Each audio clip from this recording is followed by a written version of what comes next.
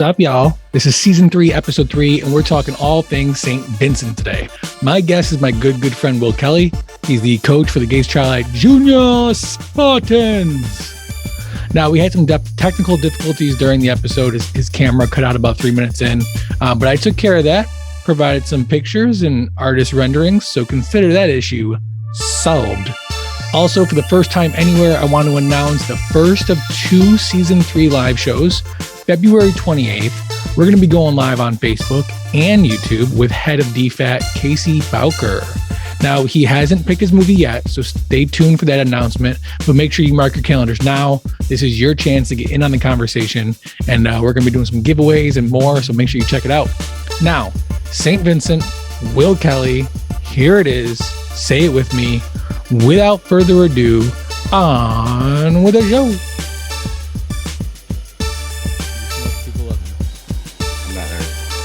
And we fade in from black. Thanks, man. Thanks for being on the show. I appreciate it.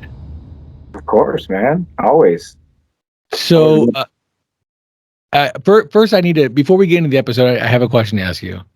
Yes. This is the first time that we have talked. Your video just cut out. This is the first time that we've talked since the YouTube video came out, and I need to know how you're feeling about that. I'm feeling about dropping in rank by like 1 or 2 notches. Yeah, I mean, you were pretty proud of Birdman, as you should be. Great movie. Yeah. And it was originally number 1, and it fell to number 2. So yeah. I just want to make sure there's no bad blood before we start this episode. All good. All good. You know, you can only hold the belt for so long. No problem. I'm confident in St. Vincent, though. Yes, let's talk about that, because the challenge for season 3 was try to pick a movie to make the top 10. And you're one of the few people that not only have made the top 10, but you held the number 1 position for a long time. So there was a lot of pressure on a good follow-up movie. And you picked St. Vincent, starring the legendary Bill Murray. Obviously, he does the Grand Budapest Hotel prior to this, and then after this, he does Dumb and Dumber 2. And then Melissa McCarthy, who did Tammy before this, does Spy after this, and then Naomi Watts, who did Birdman right before this, and then does While We're Young with Ben Stiller after this. So tell me about your relationship with St. Vincent and why you picked it. St. Vincent was something I saw, I don't know, on like a free Voodoo movie when it first came out, around the time it first came out, because it wasn't, huge in the box office, and it was kind of almost an indie film type release for it. And when I saw it, I fell in love with it. And how can you not? Everything about it. Primarily Bill Murray's authenticity, right? That's what you fall in love with in all of his movies, but especially this movie. And then a good story behind it. Yeah, I mean, great story. So you touched on it a little bit. The budget for the movie is $13.5 million. It makes $54.8 at the box office, which is huge. I mean, it's 4 times its budget. It is considered a very big success. But with that being said, this is also in 2014. This is at the height of the Marvel movies. So unless your movie's getting close to the $1 billion range, it's really not worth it for the studios to be doing movies of this caliber anymore. It is an indie film to some extent. It premiered at the 2014 Toronto International Film Festival, September 4th through the 14th. Limited theatrical release on October 10th, 2014, and then the expanded wide release on October 24th, which is the official listed release date. Same day as it was released on Netflix in France, which is kind of weird. And I've never seen that before. I didn't know any of that, so thanks for that. Yeah, but man, that's what I'm here for. Speaks to kind of a small release. Obviously, and they weren't planning on going big with this, but one of my favorites. I own it on Blu-ray. I just finished watching it before we got on this call, so. Oh, nice. So it's fresh. It's fresh in your mind. I like it. Official runtime is listed as 102 minutes, or an hour and 42 minutes. It is directed and written by the same guy, Theodore Melfi. He did Hidden Figures which he also wrote, and a few shorts, but he hasn't really done anything else. No. He has written a few episodes of The Blacklist, but he's like a nobody. And somehow he hounds Bill Murray on his 1-800 number, and gets him in the movie. And then obviously once you got Bill Murray on, everybody else signs on, and then you get a good company behind you. A couple production companies, nothing. I think Golden Light is probably the biggest production company, and then it's distributed in the U.S. by the Weinstein Company. I said, just like you said, the Weinstein release. I did note that, and everybody feels how they feel about that. Yeah, yeah. This is before all this shit hits the fan with the Weinstein Company. But yeah, obviously they go on to be sold and sold, broken up and everything. But I did want to read you something I found in my research here. This movie is based on a screenplay titled Saint Vincent de Van Nuys, written by the director here, Theodore Melfi, or Saint Vincent of Van Nuys, the neighborhood of the film, which is from the central San Fernando Valley. Melfi said on the topic, essentially, the movie is a true story. 8 years ago, my oldest brother passed away, and he was 38. He left behind a daughter, an 11-year-old girl, and the mother was not in the picture. So my wife and I adopted her, and we moved her from Tennessee to Van Nuys, California, and we put her in a Catholic school. Her sophomore year, in her world religion class, she gets a homework assignment. Find a Catholic saint that inspires you, and find somebody in your everyday life that mimics the qualities of that saint, and draw a comparison. She picked Saint William of Rochester, the patron saint of adopted children, and she picked me. And that's the entire movie. You could say based on a true story, really, in the movie, but I don't. He said he took a lot of liberties. He said there's a combination of that story with his adopted daughter, and then there's a second story. Quote, the second story is Vince, the character. It's 100% my father-in-law, my wife's father. Bastard of a guy, Vietnam vet, alcoholic, abandoned all 5 of his kids, left his wife when she was 9, or when his wife was 9, excuse me. Never talked to her again. 25 years later, my wife goes on one of those Find Your Life seminars in Los Angeles, gets an assignment, get complete with the people in your life and make amends with them. So she writes a Dear Dad letter and mails it to an address she finds in the white pages in East Longmeadow, Massachusetts. 2 weeks later, the phone rings. Kim, it's your dad. And she starts crying. And they become each other's saints for the last 10 years of his life. He changed 100%. He was there for her. They talked every night on the phone. And to watch that relationship blossom was like the greatest gift she could ever have. So these two stories are blended together to make St. Vincent. What are your thoughts on that? 2 wonderful stories, and I didn't know that it was the movie came out of such a personal vein of the directors and the director's immediate family. Yeah, isn't that crazy? Though you're 100% right. Those 2 stories are just so heartwarming, and they get combined into this film, which just adds to what we're going to talk about and the grand story that is St. Vincent. It's a PG-13 movie for language, alcohol, and tobacco use, mature thematic material, and sexual content. Tagline for the movie is "Love Thy Neighbor." Yeah, perfect. So let's get into it. The movie starts off not Jack Nicholson. I was going to say that because Jack Nicholson was rumored to be attached to the film. He decides not to sign on and recommends you get Bill Murray, which he signs on July 2017. Anyway, Brooklyn, New York. Yeah, Bill Murray. It opens up with Bill Murray telling a joke. Do you remember what the joke was? I don't remember the specifics of the joke. Yeah, but I do want to speak to that opening scene. Is you're kind of in the dark for a second. All you have is a voice, and you go, man, it's one of those. It's not a New York accent, although it takes place in Brooklyn. It's more of a Boston Southie accent that he has. Yeah, or at least Boston, New York, first child immigrant from Ireland, and that's what you get. And I really like that voice. Every time I watch it, it comes on and I go, oh yeah, this is why I like this movie. Yeah. Yeah, he's got a great accent in this, and it really does work very well. Yeah. The only other character that really has a strong accent in the film is Naomi Watts, who has a Russian accent. She's essentially a prostitute in the movie. Yeah, DACA. Yeah, she's a stripper, but she sleeps with Bill Murray's character Vince for money. So she's a prostitute too, right? I mean, like She's a woman of the night. you're right. She's a woman of the night. But we don't see her with anybody else besides him. You don't. That's right. Yeah. Huh. However, she is pregnant when the movie opens, and they allude to, it's daddyless. It's somebody's. I just don't know whose. Yeah, one thing I found interesting is at no point in the movie do they really hint that it's Vince's. I mean, clearly he's sleeping with her, and you don't see her sleep with anybody else, but they never make any kind of even hint that it might be. They really stay off of that completely, which I found interesting. Yeah, that's why, like I said, I think it kind of alludes to she doesn't know whose it is.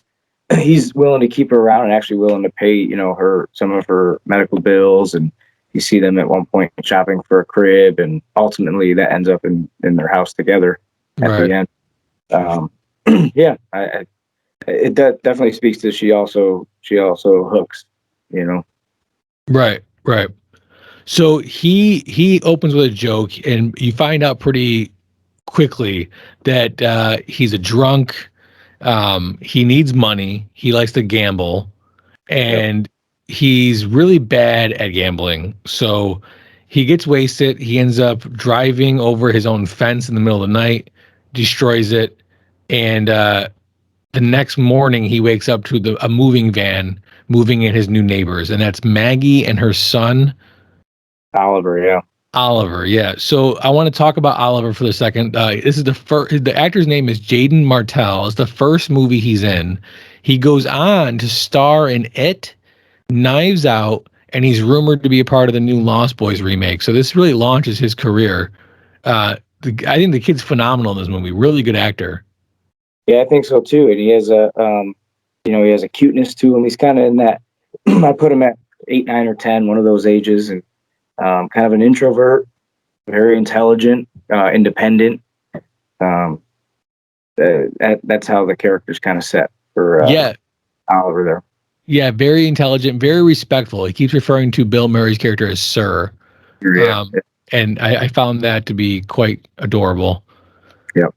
So he yells at Maggie. Vince is an asshole. Yells at Maggie, makes her pay for the fence that he ran over because he blames it on the movers. And this kind of starts this relationship between the two. Are we meant to like Vince in this? Ultimately, yeah. I guess if you know someone in your life that you kind of can correlate his character to, and depending on your relationship with that person, you kind of automatically go, I love this guy. I really like this guy. I know who this guy is. Or if you yourself can relate to him, I know who this guy is. I know what he's about. I know why he's miserable. I know what that feels like. Not personally. Life's good. But you know what I mean? But for maybe somebody who can't, no, you're not supposed to like him. He comes off as very rude, very, full of regret. I've been around the block, and later you find out he's got more to him. What I did notice is early in the movie, you see a cat in his house. And to me, although the character is very driven toward just this kind of lone wolf, he has some type of emotion to him with the cat, right? So you got to have some type of sympathy and emotion when you own a pet. So he does. I found that early, and I found it maybe they're alluding to this guy actually has another side to him. Yeah, good catch. We're going to talk a little out of order when it comes to the chronological order of the movie, but I want to get into that a little bit because he is painted early on in the movie as being a complete asshole. He's a drunk. He's a dick. He had this single mom that moves next door, and he takes advantage of the mom. He even kind of takes advantage of the kid, or at least the situation. The kid gets locked out, goes to him to use the phone to call his mom.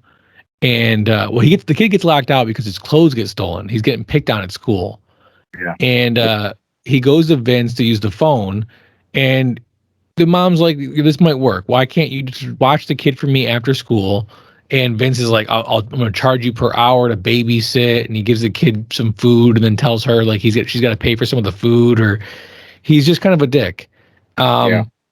But you find out throughout the movie as he's watching this kid and he's doing his running around with this kid that he goes to the laundromat and he washes his wife's clothes.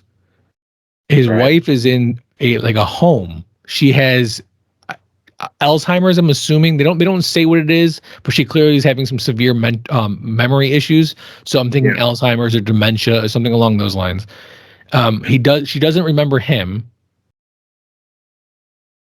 It's sad, but you see the love that he has for her because he goes and sees her all the time, and he dresses up as a doctor and he flirts with her, and she smiles and she likes him, and he's kind of making her fall in love every time he goes and sees her.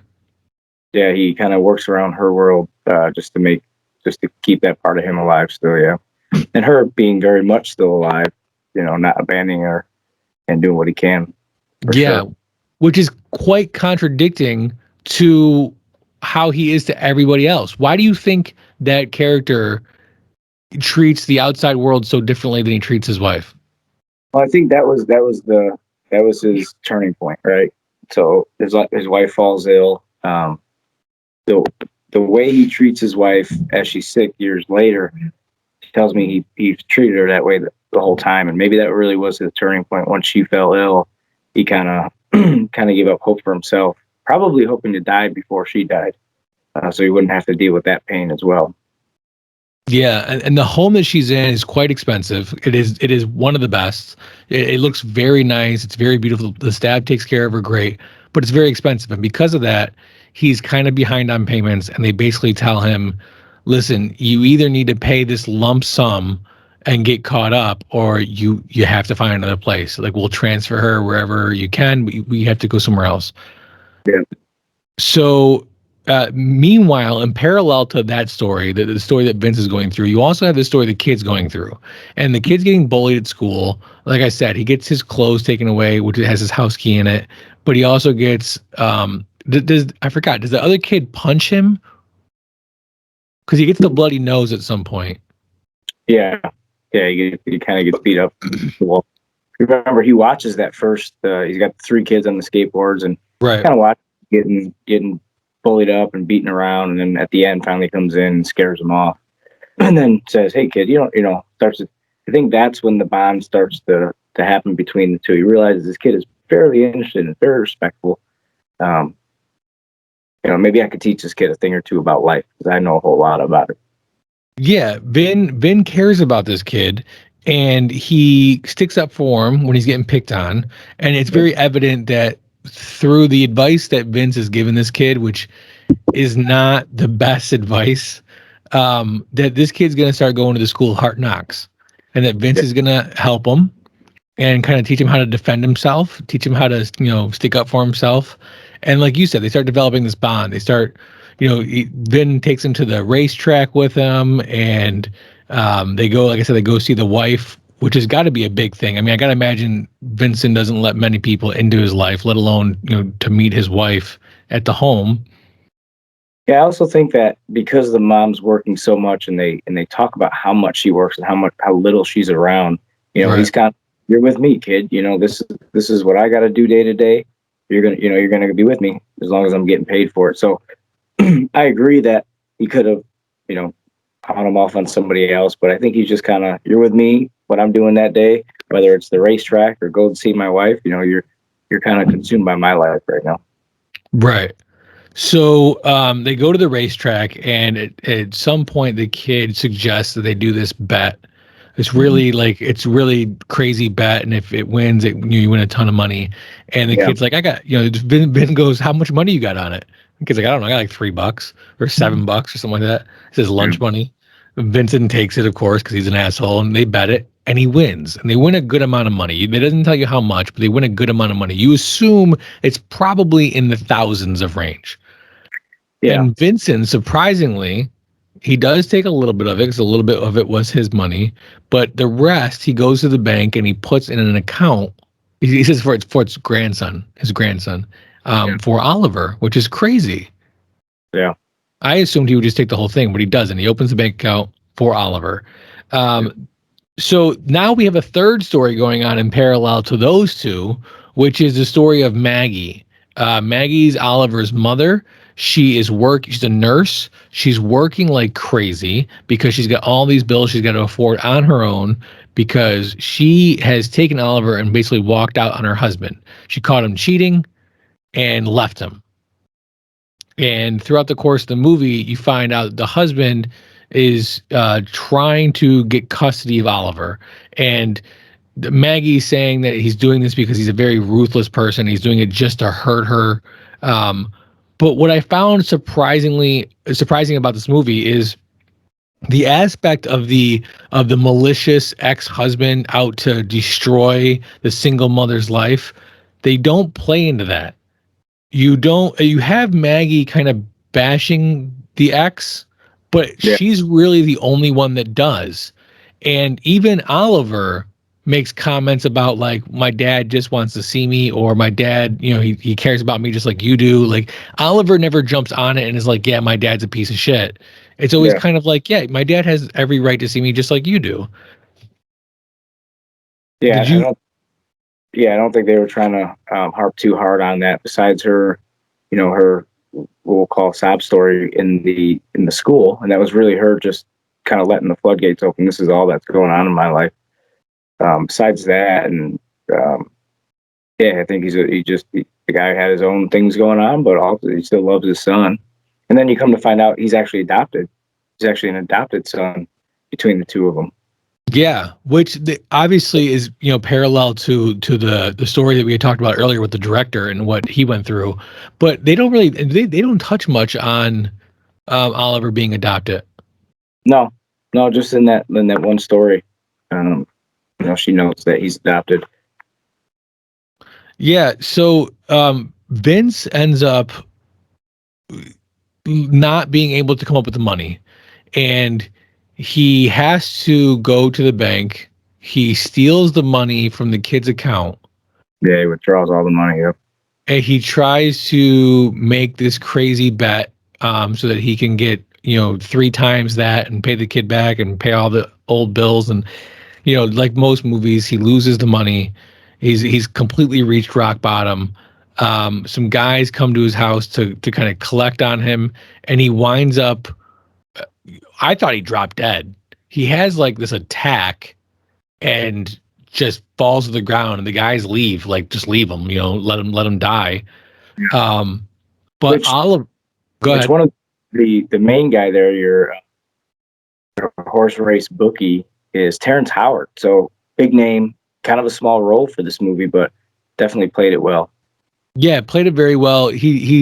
They grade him up a little bit to kind of age him up to where Bill Murray is, because when you first see him, he's kind of like, he's clearly Bill Murray's bookie, but he's like an older guy. So it's like, oh, you're not really that scared of him. And then when he shows up at Vin's house to collect, you get the sense that like, hey, he's not screwing around anymore. He wants his money. Yeah, he's a gangster. So they leave Vin to die, and Oliver ends up finding him. Come to find out, he had a stroke. Yeah, he had a massive stroke.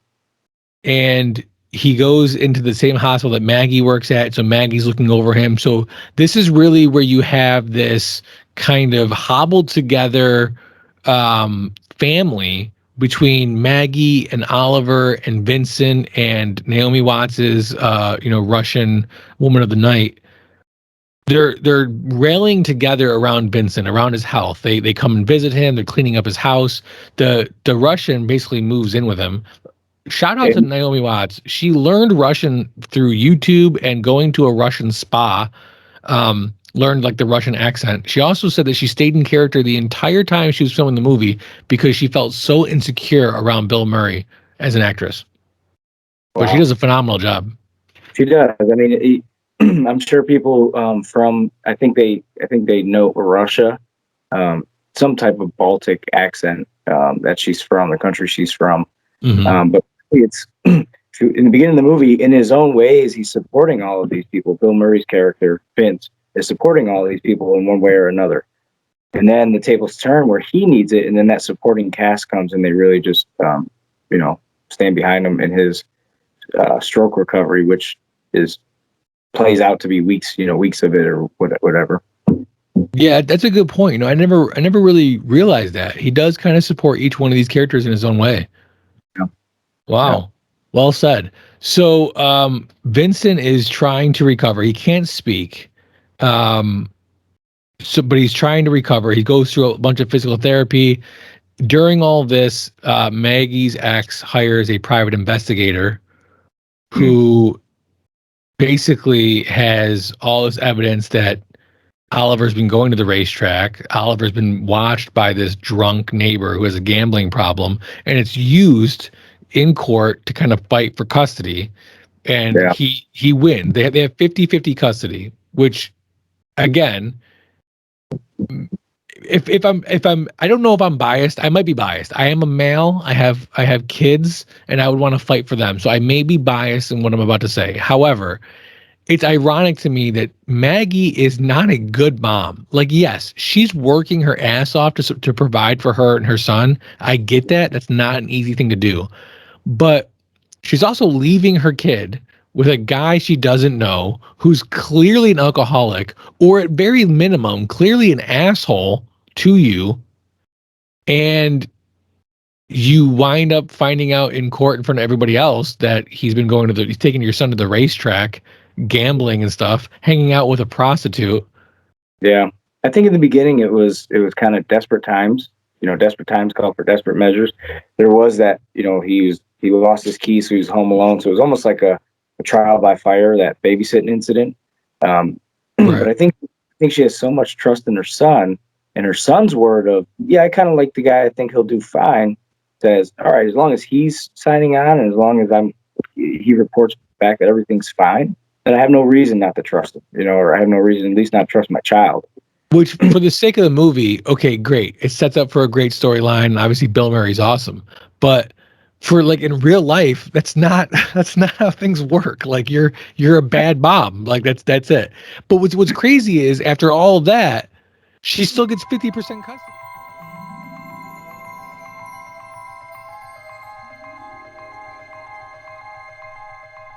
From the far reaches of the galaxy to an internet location near you, we're Don'tForgetATowel.com, your daily source for geeky pop culture news, reviews, interviews, and so much more. So as you're hitchhiking your way through the universe, don't forget to travel safe, and don't forget a towel.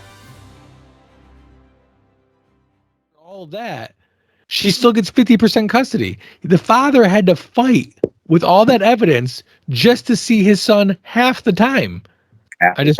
That's crazy. That's crazy that it's like that. But anyway, so Vin gets out of the hospital, and him and Maggie fight.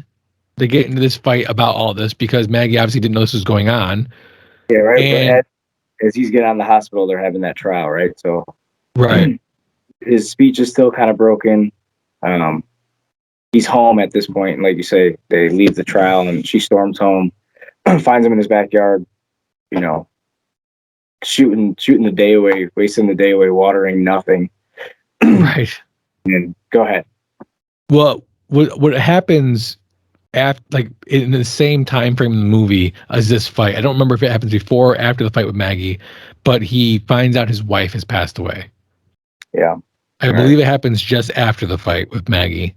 So he has this fight with Maggie. I think he feels a little responsible, although he's one of those guys that he definitely wouldn't say that. And then his whole world, being his wife, comes crumbling down. And it's around this time. In fact, let me take that back. The wife passes away, and it takes him forever to get to the home to identify the body, to pick the body up. And at that point, he's got a few voicemails, and as he's listening to the first one, I think he realizes, okay, and I know what this is about. Right. But he doesn't want to come to grips with it, even to the point where he does her laundry and brings it there to let me see it myself. Like, until this is in my face, I'm not gonna not going to live with it or settle for it. But clearly, Right. he knows he wants to see it. So yeah, But unfortunately, it's been so long since he's even responded to any of their messages that they've already had the body cremated. yep, So he has this very tough moment where not only has his wife passed away, but he has not had a chance to even see her. yeah. So he right, he takes the belongings and her ashes back to his house, and he's outside kind of having a cigarette and just coping with what's going on when the boy comes over, and him and the kid have this very mature conversation. Again, Vin's hurting, he's kind of a dick, and they get into this fight as well, where the kid basically, Vin says, well, then don't come back over here, leave me alone. Yeah, you're stupid. You're a stupid boy or a stupid kid. Right. And he said, maybe I am stupid, but I'm not an old, grumpy, miserable, whatever. So I think he says, so I guess that's goodbye. Right. All right. So definitely a grown conversation between the two. Again, because the kid's a little above average intelligence for his age. Right. I mean, these two have become friends. You really get the sense that these two have a friendship. They've helped each other. Vin has helped this kid with the bullying thing and kind of stand on his own two legs and learn about the school of hard knocks and the street side of intelligence. And Oliver has taught Vincent to open up and to get back out into the world, and that your life isn't over at this point. You can go and still be alive. But Vincent's going through a very tough time in his life. His wife has passed away. He's not in a good place. He ends up like trying to throw out a bunch of stuff, and some of that stuff is stuff from Vietnam that he had, old pictures of people that he served with, medals and stuff that he had. And the kid finds all this stuff and starts looking into Vincent and who he is and where he's from and what makes him who he is. And he does this. What would you say? Riding his bike around, kind of researching the towns and some of Vince's regulars.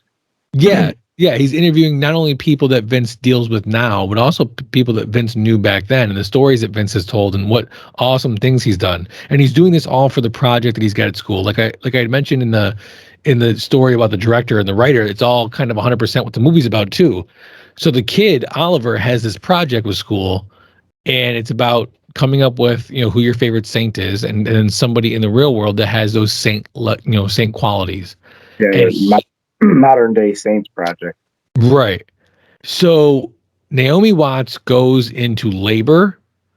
Bill Murray hops up and has to take her to the hospital, and she's driving down, and he realizes as they're pulling in front of the school that they're not going to the hospital. She tells him to get out, and he goes walking into the auditorium as they're having this giant assembly where everybody's doing their Saints Among Us project. And Oliver is giving this long speech about Vincent and who he is. I mean, what are your thoughts? You said you just watched this.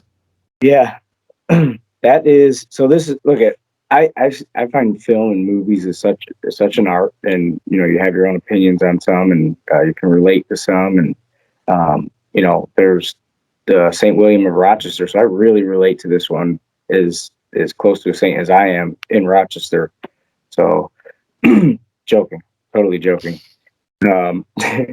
but I'm a crier. So, you get to this point in the movie, there's all these there's a few points where, oh man, I'm tearing, like, gosh darn, I hope the movie's watching. But by this time, when he's given this project speech to a auditorium of people, and Bill Murray standing in the back watching, I mean, the waterworks just turn right on, It basically, the teacher describes a saint as is people that we celebrate with, that have commitment and dedication to people around them, to other human beings, and sacrifices and all that. So he puts all of this. The kid is bright enough to put it all together and go, "Why, this guy is checking all those boxes in his own way, and really has done things for all these other people around him." So really, really speaks to the kid's intelligence level and how he can put the two and two together and reward this guy he knows so well with kind of an honorable project and speech. Yeah, I mean, listen, I'm with you. I watched this when I was visiting my mother in Oklahoma. Me and her watched this together, and we're sitting on the couch bawling as we're listening to this speech. It is such they do such a phenomenal job with the character development of both Bill Murray and Oliver. I mean, I would even say Maggie has some character development in this, and just the idea of these four individuals, because I'm including Naomi Watts' character, these four individuals coming together and kind of creating this family, meeting each other at just the right time in their lives where they can each help each other out. And it's so heartwarming to hear this story, because you see Vincent. I mean, I will say it's very, this scene is very Hollywood, because Bill Murray's walking down the center aisle in this huge auditorium. You know, I think there's even like a standing ovation for him as this kid's on stage. So it's very Hollywood, but it's so awesome to see Bill Murray play this, and you can literally see his heart warming up. It's like the Grinch and his heart growing 3 sizes in that scene. You know, you really see that happen. Yeah, that's a good example to use. But it speaks to his authenticity, right? So all through the movie, you go, this is who Bill Murray is. Okay, yeah, he may be playing this guy who's just a total jackass, and we all know Bill Murray isn't that way to people, but his acting and one of my favorite scenes in the movie is in the very beginning, when he is just drunk as a skunk, and he turns his tune on the jukebox, and he's just vibing. You know, he's in his own world, doesn't matter what's wrong. And I've been there. So, you know, that's his high, right? That's his high. And then when he wins all the money without drinking, or at least it doesn't show that he's drank anything yet, he's doing the same thing with the kid because he's on a different high then. And it had a lot to do with being around the boy and achieving something with the boy. But authenticity. I mean, I don't know Bill Murray personally, but that's what really warms this. You know, you put anyone else, even Jack Nicholson, right? You put anyone else in that character, I don't know. I don't think it's going to do the same thing that it did, probably for many who watched it. Listen, great segue, because honestly, the only other notes I have here are tears, bad green screen, because they do the when he's doing the speech, it's kind of bad green screen, but that's besides the point, because the movie ends right there. There's one big happy family at the end. They all sit down for, you know, a nice dinner. But the only other note I have in here is no one could have played that role but Bill Murray. Seriously. I mean, it wouldn't have done the same thing, I think, to a lot of the viewers. So great casting there for sure. And then the movie ends. The credit scene is he's out in his back porch and he's back to himself, right? He's got his headphones on. He starts playing Bob Dylan. He's singing. He's smoking, even though he shouldn't be smoking. He's smoking a cigarette. And it's just like no better way to end that movie, because it's just vibes, man. Just vibes. For real, yeah. Some good. I'm all about soundtrack, and there's a lot of good ones in there. Bob Dylan at the end. A couple other ones they played. Somebody to Love. Yeah, great soundtrack for this movie. Let's get into the questions. Sure.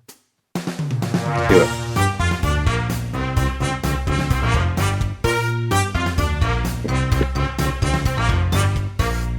You there? I think I lost you. Nope. I'm good. You're there. I had to play music. All right. So as you know, season 3 comes with new questions. Let's start with the first one. Question number 1. Does the progress and rhythm of the movie fit? Definitely. There's the huge build-up, the character development, the story build-up. You kind of go through the phases of, kind of isolation, and then kind of opening up, and all these characters coming together. And again, there's that turning point, Bill Murray supporting these people, and then everyone supporting Bill Murray. It definitely, it flowed well, in my opinion. Yeah, no, I agree. I mean, hour 42 minutes. This movie doesn't seem too long or too short. I'm actually, this is probably would be my example of perfect character development. Like I said, the movie is kind of a normal length movie, but the character development you get is in every scene. It's great, and it's on every character pretty much. Yeah. So I think the progress and the rhythm of this movie is spot on. And they only have the four, right? I mean, there's a few other, Terrence Howard has basically a cameo or two in this thing, but it's primarily four lead actors and actresses that the movie just is based around. So they have the time to do that and not have to jump to other storylines and what. Yeah, I mean, we got the priest as well, the teacher. He's got a couple good lines and good scenes, but yeah, I would agree with you. It's basically just the four of them. Okay, so question number 2. What, if any, part of the film speaks to you and why? I mean, I think in every storyline, there's something that you can relate to, or at least for myself, I could relate to. My mom was a single mother, and what do I do with a young child? And a couple people in my family or friends and that kind of mirror some of Bill Murray's characteristics in the movie. I wouldn't say his total character, but characteristics. Yeah, I think all those kind of spoke to me. Yeah, I mean, for me, I don't know that there isn't much. I could relate a little bit to the single mom thing. I mean, my dad was still in the picture, but not on an every night basis. So there was some little bit there. But that was kind of about it. I just really appreciated the movie, and I can relate to the storyline. I can relate to relating to people and really reaching out and finding good and bad and bad and good. So I think it was just kind of a relatable story overall. And then the last question is, what is the most important sequence in the movie? Kind of what I mentioned earlier is that turning point, or at least the need for support. I mean, Bill Murray has nobody. He has his wife, right? So he has his wife who doesn't even know who he is. And that's really all he has besides his bar buddies. But there's these three that in weeks prior that he's given a lot to, that when he needed it, were there to support him. And you kind of see that shift. And really the shift in him too, right? So yeah, I could see that. For me, I think the turning point was when he goes to the bank to get Oliver's money out. I think up until that point, he's an asshole, but he's got these funny one-liners, and he's an asshole, but you can kind of like, all right, I'll deal with him. Like when he makes that move, I mean, even in that scene, I'm talking about how great of an actor Bill Murray is. Even in that scene, he has this subtle look in his face of like, I know what I'm doing is bad. yeah. And I wouldn't be doing it if I didn't think I had to. Like it just plays to the fact that his wife is the most important thing to him. And while he does care for Oliver and he does want to do the right thing, nothing comes before his wife. And if this is what he has to do to help his wife, then so be it. And it just really, it really, you see him cross a line there, I think. Yeah, and something that he probably has done time and time again in the last, 8 years that his wife has been away. Again, just kind of full of regrets, but knows desperate times call for desperate measures, and even if it happens more often than not for him. Right. So on a scale of 1 to 10, 1 being horrible and 10 being a masterpiece, what are you giving this movie? I'm giving this movie an 8. I'm giving this movie an 8. This one really, I guess, for me, checks all the boxes. If I'm crying at the end, it's because you did something right in the movie to get me there. Yeah, well said. I mean, I think 8 is a very great score.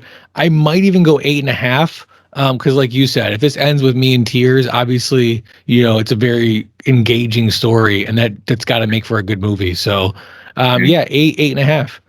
So let's get right into a little game I like to call Guess That Tomato. All right. Not a fan of tomatoes, but I'll try to guess one. So as you know, Rotten Tomatoes has both a viewer rating and a critics rating, and I like to play a little game where I make my guests try to guess the viewer rating for the movie they picked. So in this case, do you think the viewer rating is for St. Vincent on Rotten Tomatoes? On Rotten Tomatoes, I'm giving it an 8. Let's say 7.5. I'm gonna say 7.5. 7.5. So 75. 75%. Yeah. Okay, so now what I'm going to do is I'm going to give you a couple hints. First, I'm going to give you the first thing I'm going to do is I'm going to give you the critics rating. The critics rate St. Vincent a 77%. So now I'm going to give you 3 movies that are within 2% of the audience rating for St. Vincent. So plus or minus 2%. And this season, we're going to go with the good, the bad, and the ugly. All right. So you're good. Jumanji, Welcome to the Jungle. What's good about it? Dwayne Johnson and Kevin Hart before they were annoying together. Then sprinkle in some Jack Black and for a little nostalgia and my childhood homage to Robin Williams. What isn't good about this film? The bad. Noah. What is bad about it? To say they took liberties with the source material will be putting it mildly, but be honest. The real bad part is the tug of war between Russell Crowe's acting as Noah against Jennifer Connelly's acting as his wife. Yeah, not a huge Russell Crowe fan. And lastly, the ugly. Avengers, Age of Ultron. What's ugly about it? How about the mental image of the Hulk and Black Widow? Listen, Ultron aside, their relationship, it's creepy. Only increases their relationship's creepy factor only increases when it's never mentioned again in any subsequent movies. Yeah. And they're different races, right? So, Bruce Banner is a human, and Black Widow's a spider. Black Widow's a human. But when he becomes a Hulk, is he human? I mean, he's human. Well, he's not an alien. It's not like he's from another planet. He's still human. He's just human with a really weird thing going on. They do have a planet Hulk.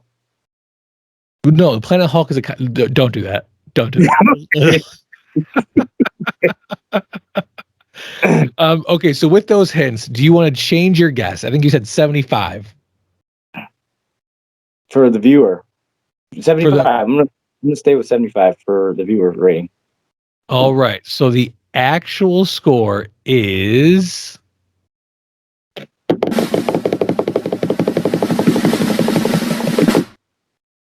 78%. Ooh, so close. You were close. I mean, you're pretty much spot on. We have to go plus or minus 2%, but that's only 3. I'll give it to you. That was good. So if the movie can make its ordinary viewers feel the same way the critics feel, I feel like the movie did a good job. You know, even if it was a poor rating, if those two are fairly close to each other, that the movie did kind of stuck to the same thing the whole way through. Yeah, well said. You know, honestly, I can't remember the last time I saw those scores that close, 77 and 78. So, yeah, listen, this is a great movie, and I'm not going to give away anything till the end of the season, but I will tell you that, man, this is going against some stiff competition this season. So we'll have to see what happens and where this lands. But listen, before I let you go, it's a firm belief of the owners that Don't Forget a Towel that everybody geeks out on something. While it may not be comic books and movies, maybe it's raising your neighbor's kid and drinking excessively. So I've got to ask you, Will, what is it you're currently geeking out on? Well, football season just ended. I've been geeking out on youth football for the last 4 months. That just ended. So trying to find I'm actually waiting for a few shows to return. And then I'm really going to be geeking out and binging, most notably Yellowstone. That's your jam. You've been preaching that for a couple years now. Season 4 is coming out. Ozark. I'm waiting for Ozark to come back around. Should be soon. A few Netflix shows. I subscribe to Netflix, so I'm always binging out on Gutsy Media. Always. I appreciate you, brother. For real. I mean, it just doesn't get any more raw and relatable than Gutsy Media. Listen, Will, thank you so much for being a guest, man. Always love having you on.